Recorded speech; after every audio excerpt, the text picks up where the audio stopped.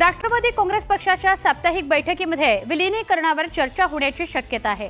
पदाधिकारी आणि आमदारांनी अजितदादांचंच नेतृत्व मान्य करून विलीनीकरण केलं जावं अशी भूमिका घेतलेली आहे। सुप्रिया सुळे यांनी केंद्रात नेतृत्व करावं, पण राज्यात त्यांनी हस्तक्षेप करू नये अशी भूमिका पदाधिकाऱ्यांनी घेतल्याची माहिती आहे। शिवाय खालच्या पातळीवर टीका करणाऱ्यांना माफी मागितल्याशिवाय विलीनीकरणात समाविष्ट करू नये ही भूमिकाही अनेक कार्यकर्त्यांनी बोलून दाखवलेली आहे।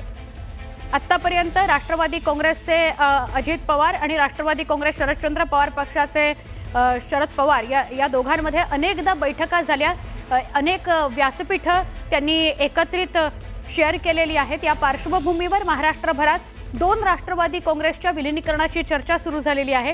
त्यावर राष्ट्रवादी काँग्रेस शरद पवार पक्षाचे सर्वेसर्वा शरद पवार यांनी आपली प्रतिक्रिया दिलेली होती, पण आज जी बैठक होते त्या बैठकीत विलीनीकरणासंदर्भात चर्चा होते का, काही ठोस पावलं त्याबाबत उचलली जातात का, हे बघणं महत्त्वाचं आहे। आमच्या प्रतिनिधी प्रणाली कापसे यांच्याशी आपण सविस्तर बोलूया। प्रणाली, एका बाजूला दोन्ही राष्ट्रवादी काँग्रेसची एकत्र येण्याची चर्चा असणं आणि दुसरीकडे या बैठकीत त्यावर चर्चा होणं, काय अधिक सांगाल? खरं तर ही पूर्वनियोजित बैठक आहे। राष्ट्रवादी शरदचंद्र पवार पक्षाची जी राज्य पातळीची कार्यकारिणी आहे त्याची ही बैठक आहे आणि आता स्थानिक स्वराज्य संस्थांच्या निवडणुका ज्यांची घोषणा करण्यात आलेली की त्या घेण्यात याव्या लवकरात लवकर, त्या अनुषंगानं खरं तर ही बैठक आहे। परंतु गेले काही दिवस जे सातत्यानं दोन्ही राष्ट्रवादी एकत्रित येण्यावरून ज्या चर्चांना सुरुवात झाली आणि विशेषतः शरद पवार यांच्या एका वक्तव्यानंतर ही सकारात्मक दृष्ट्या वाटचाल चालू आहे असं दिसतं आहे।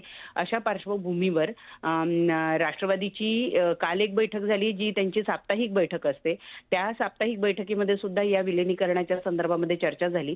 आजच्या शरदचंद्र पवार पक्षाच्या बैठकीमध्ये जरी अजेंड्यावर हा विषय नसला तरी स्वाभाविक आहे की राज्यभरातले सगळे पदाधिकारी जेव्हा तिथे एकत्रितरित्या येणार तेव्हा या विषयावर कुठेतरी चर्चा होणार आणि त्यामुळं आजच्या या बैठकीकडे सगळ्यांचं लक्ष लागलेलं आहे की जसं कालच्या बैठकीमध्ये अजित पवार यांच्या पक्षाच्या नेत्यांनी पदाधिकाऱ्यांनी त्यांची मतं व्यक्त केली, तशी आज शरदचंद्र पवार पक्षाच्या कार्यकर्ते पदाधिकारी या कार्यकारिणीच्या बैठकीमध्ये नेमकं या संदर्भामध्ये काय मत व्यक्त करतात, त्यांच्या भावना काय आहे हे सुद्धा आजच्या या बैठकीतून कदाचित उघडकीस येऊ शकतं।